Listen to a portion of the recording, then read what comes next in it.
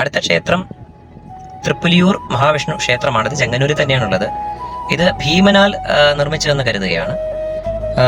നേരത്തെ പറഞ്ഞ പോലെ പാണ്ഡവർ വനവാസകാലത്തും ഇവിടേക്ക് വന്നതായി, പമ്പാതീരത്ത് വന്നതായിട്ടുള്ള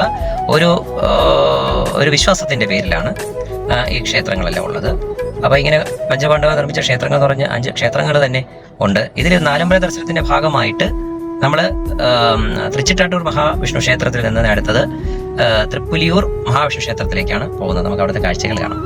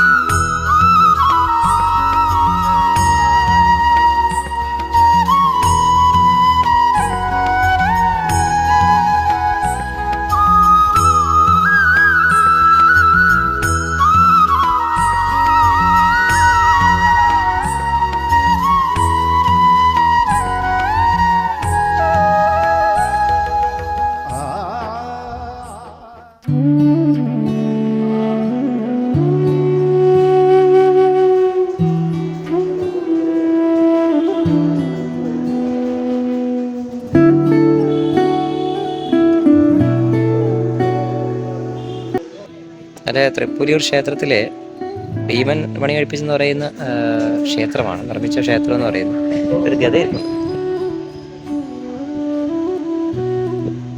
ഭീമന്റെ ഗതയെന്നാണ് പറയുന്നത് കേട്ടോ.